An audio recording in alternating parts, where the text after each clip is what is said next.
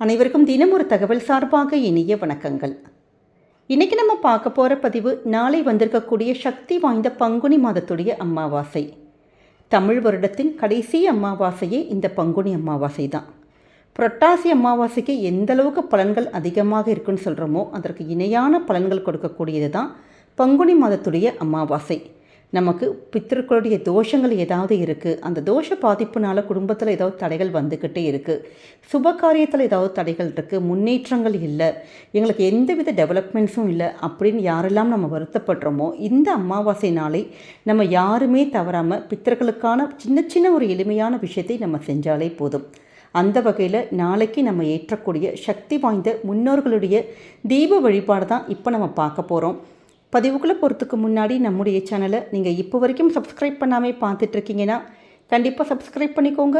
அப்போ தான் எங்களுடைய எல்லா நல்ல நல்ல பதிவுகளுமே உடனுக்குடனே வரும். பக்கத்தில் இருக்கக்கூடிய பெல் பட்டனை மறக்காமல் கிளிக் பண்ணிக்கோங்க. இப்போ பதிவை பார்க்கலாம். அமாவாசை நாட்களில் நம்ம முன்னோர்கள் நினச்சி வழிபாடுகள் பண்ணுங்கள், தர்ப்பணங்கள் பண்ணுங்கள், காகைக்கு இது மாதிரிலாம் சாதம் கொடுங்க அப்படின்னு சொல்லிட்டு ஒவ்வொரு பதிவுகளும் சொல்லிக்கிட்டே இருக்கும். நிறைய பேர் எதுக்காக நம்ம தர்ப்பணம் பண்ணுறோம், அப்படி தேவையே இல்லையே, எங்கள் குடும்பத்துலலாம் நாங்கள் இது வரைக்கும் செய்யவே இல்லையே அப்படின்னு நினப்பாங்க. ஒரே ஒரு விஷயம் மட்டும் நம்ம புரிஞ்சுக்கணுங்க. அமாவாசை அன்னைக்கு தான் சூரியக்கலையும் சந்திரக்கலையும் சேருவது ரொம்ப சிறப்பாக நமக்கு கருதப்படுறதுனால தான் அன்னைக்கு கடலில் நம்ம நீராடி தர்ப்பணங்கள் பண்ணுறப்ப முன்னோர்களுடைய ஆன்மாவானது சாந்தி அடையதாக நம்முடைய சாஸ்திரத்தில் சொல்லப்பட்டிருக்கு.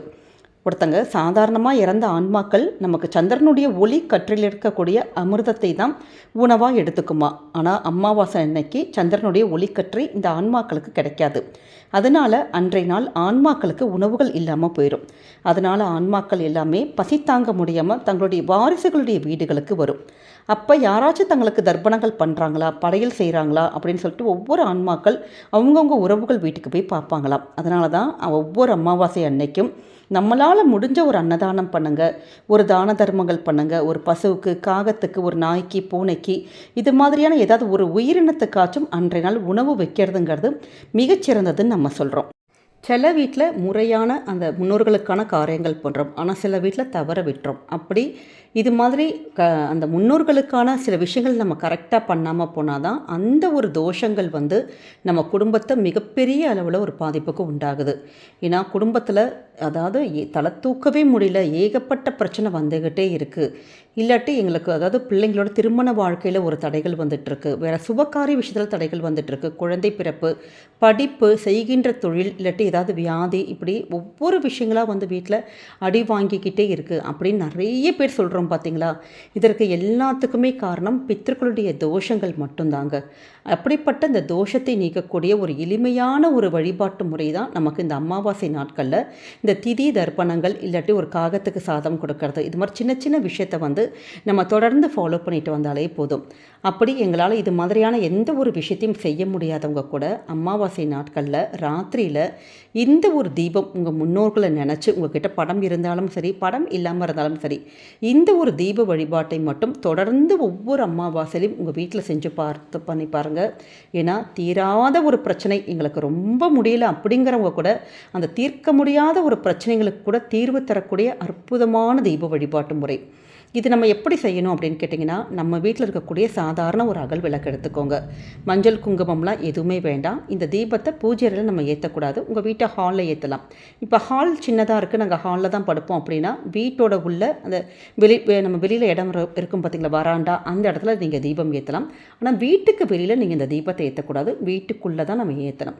அப்படி ஹாலில் நீங்கள் ஹாலோட இடத்துல இந்த தீபத்தை நம்ம தெற்கு பார்த்து தான் தீபம் ஏற்றணும். ஏன்னா தெற்கு திசைங்கிறது யமனுடைய திசைங்கிறதுனால தெற்கு திசை நோக்கி இந்த ஒரு தீபத்தை நம்ம பித்திருக்களை நினச்சி நம்ம ஏற்றணும். அப்படி நம்ம ஒரே ஒரு விளக்கு சுத்தமான நல்லெண்ணெய் மட்டும் விட்டு பஞ்சத்திரி போட்டு தீபத்தை ஏற்றணும். பக்கத்திலே ஒரே ஒரு டம்ளர் மட்டும் குடிக்கின்ற தண்ணி மட்டும் வச்சுக்கோங்க. நீங்கள் குடிக்கிற சாதாரண ஸ்டீல் டம்ளரே போதும். எதற்காக இந்த தண்ணியும் இந்த ஒரு தீபம்னு கேட்டிங்கன்னா, அவங்க ரொம்ப பசியும் தாகமாக இருக்கிறப்ப அந்த தண்ணீரானது அவங்களுடைய தாகத்தை தவிர்க்கும். இந்த தீப வெளிச்சமானது அவங்க மீண்டும் பித்ருலோகத்திற்கு செல்வதற்கான வழியை காட்டும். அப்படிங்கிறதுக்காக தான் அவங்கள நினச்சி ஏற்றக்கூடிய இந்த தீபமும் ஒரு டம்ளர் தண்ணீரும். தீபத்தை ஏற்றிட்டு மனசார இப்போ வீட்டில் இருக்கக்கூடிய இப்போ மனைவி நீங்கள் ஏற்றலாம். இப்போ சப்போஸ் நமக்கு பெண்களுக்கு பீரியட்ஸாக இருக்குது அப்படிங்கிற பட்சத்தில் கணவர் தாராளமாக ஏற்றலாம். இப்போ கணவர் ஊரில் இல்லை, வெளியூரில் இருக்கிறாங்கன்னா உங்கள் குழந்தைகளை வச்சு இந்த தீபத்தை வழிபாடை நீங்கள் செய்ய சொல்லலாம். எந்தவித தோஷங்களும் கிடையாது.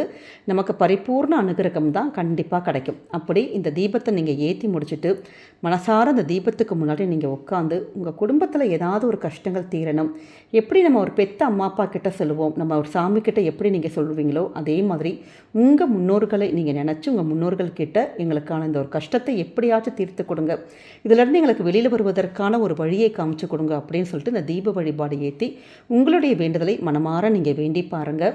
இந்த தீபம் தானாகவே மலையேறட்டும். நம்ம பாட்டுக்கு விளக்கு மட்டும் ஏற்றி வழிபாடு பண்ணி முடித்ததுக்கப்புறம் நம்ம தூங்க போயிடலாம். அவ்வளோதான். காலையில் ஏந்திரிச்ச உடனே முதல் வேலையாக அந்த விளக்கை வந்து நீங்கள் கையோடு கழுகி சுத்தப்படுத்தி நீங்கள் எடுத்து வச்சிடலாம். தண்ணி எடுத்து கால்படாத இடத்துல, இல்லாட்டி துளசி செடி இல்லை வேறு ஏதாவது செடிகள் இருக்குன்னா அந்த செடிகளை நீங்கள் விட்டுடலாம். முடியாதவங்க கிச்சன் சிங்கில் நீங்கள் ஊற்றிடலாம். இவ்வளோதாங்க. ரொம்ப ரொம்ப ஒரு எளிமையான வழிபாட்டு முறை தான். ஆனால் இந்த பங்குனி அமாவாசை நமக்கு இந்த ராத்திரிக்கு நிறைய ஒரு ஆன்மீகத்துடைய அலைகள் வந்து நமக்கு அந்த வைப்ரேஷன்ஸ் ரொம்ப அதிகமாக இருக்கும்னு சொல்லிட்டு நமக்கு ஆகமங்களும் சித்தருடைய குறிப்புகளும் சொல்லுதுங்க. ஏன்னா இந்த பங்குனி அமாவாசை ராத்திரியில் முன்னோர்களுடைய சக்தியானது பூமிக்கு பக்கத்தில் ரொம்ப இருக்கும் அப்படின்னு நம்பப்படுது. அதனால தான் அன்றைய நாள் நம்முடைய தானங்கள், தர்ப்பணங்கள், தீபங்கள், வழிபாடுகள் இது எல்லாமே நமக்கு மிகப்பெரிய அளவில் ஒரு மாற்றங்களுக்கு தரும். அப்படியே குடும்பத்துக்கு பலவிதமான நன்மைகளை தரும் அப்படின்னு சொல்லப்படுது. அதே மாதிரி ஒரு சிலருக்கு இந்த பங்குனி அமாவாசை ராத்திரியில் ஏதாவது வித்தியாசமான ஒரு கனவுகள் வரலாம். முன் ஜென்மத்துடைய அந்த நினைவுகள், இது மாதிரி முன்னோர்களுடைய தொடர்பான அந்த கனவுகள் இதெல்லாம் வரது வந்து நம்ம அதை வந்து ஃபீல் பண்ணலாம் அப்படின்னு சொல்லிட்டு இந்த குறிப்புகள் சொல்லுது. சித்தர்கள் எல்லாருமே இந்த பங்குனி அமாவாசையை கர்ம வாயில் திறக்கும் நாள் அப்படின்னு குறிப்பிட்டிருக்காங்க. அதாவது நம்முடைய கர்ம வினைகளை போக்கக்கூடிய ஒரு நாளாக கருதப்படுறதுனால தான் இந்த நாளை நம்ம செய்யக்கூடிய வழிபாடுகள், தர்ப்பணங்கள், தானங்கள், தர்மங்கள், இல்லை ராத்திரி செய்யக்கூடிய இந்த ஜெபங்கள், நம்ம ஏதாவது நம்ம ஒரு வேண்டுதல் வைக்கிறோம், இப்படி தீப வழிபாடு பண்ணுறோம் பார்த்திங்களா, இது எல்லாமே 10 மடங்கு பலனை நமக்கு தரும் அப்படின்னு சொல்லிட்டு சித்தர்களுடைய குறிப்புகள் சொல்லப்பட்டிருக்கு. இவ்வளோ ஒரு சூக்ஷ்மங்கள் நிறைந்தது தான் இந்த பங்குனி மாதத்துடைய அமாவாசை. அதனால் நாளைக்கு ராத்திரி நமக்கு நல்ல முழுக்க அமாவாசை இருக்குது, புதன்கிழமை. அதனால் நாளைய தினம் ராத்திரி எதை நீங்கள் மறந்தாலும் சரி, இந்த முன்னோர்களுக்கான தீப வழிபாட்டை மட்டும் மறக்காமல் உங்களால் முடிந்த ஏதாவது ஒரு சின்ன சின்ன விஷயங்கள், தான தர்மங்கள் கண்டிப்பாக நீங்கள் செய்யுங்க. உங்கள் வீட்டில் என்ன நினச்சி நீங்கள் வேண்டி கேட்குறீங்களோ அந்த விஷயங்கள் நமக்கு அடுத்தடுத்து வரக்கூடிய அமாவாசை நாட்களிலே நமக்கு நிச்சயமாக தீரும். குடும்பத்துக்கு வரக்கூடிய அந்த தமிழ் புத்தாண்டானது நமக்கு நல்ல ஒரு மிகப்பெரிய ஒரு மாற்றத்தையும், குடும்பத்தில் நல்லபடியான ஒரு நன்மையையும், நல்லபடியாக அந்த முன்னோர்களுடைய அனுகிரகத்தாலே நமக்கு கிடைக்கட்டும் சொல்லிட்டு இந்த எளிமையான தீபத்தை உங்கள் வீட்டில் நீங்கள் ஏற்றுங்க. நிச்சயம் உங்கள் குடும்பத்துக்கு நல்லது மட்டுமே தாங்க நடக்கும். நம்முடைய இந்த பதிவு நிச்சயம் உங்கள் எல்லாருக்கும் பிடிச்சிருக்கும்னு நினைக்கிறோம். நம்முடைய கமெண்ட் செக்ஷனில் ஓம் பித்ரு தேவாய நமக அப்படிங்கிற அற்புதமான மந்திரத்தை பதிவிடுங்க. பித்ருக்களுடைய பரிபூர்ண ஆசீர்வாதம் உங்களுக்கும் உங்கள் குடும்பத்துக்கும் என்றைக்குமே கிடைக்கட்டும். இந்த பதிவு நீங்கள் பார்க்குறதோடு மட்டும் இல்லாமல் உங்களுக்கு தெரிஞ்ச ஃப்ரெண்ட்ஸ் அண்ட் ஃபேமிலி மெம்பர்ஸ்க்கும் ஷேர் பண்ணுங்கள். அவங்களும் இதை பார்த்து பயன்பெறட்டும். நம்முடைய சேனலை நீங்கள் இப்போ வரைக்கும் சப்ஸ்கிரைப் பண்ணாமல் பார்த்துட்ருக்கீங்கன்னா கண்டிப்பாக சப்ஸ்கிரைப் பண்ணி உங்களுடைய ஆதரவுகள், சப்போர்ட்டுகள் என்றைக்குமே கொடுக்கணும். மீண்டும் ஒரு நல்ல பதிவில் சந்திக்கிறோம். நன்றி, வணக்கம்.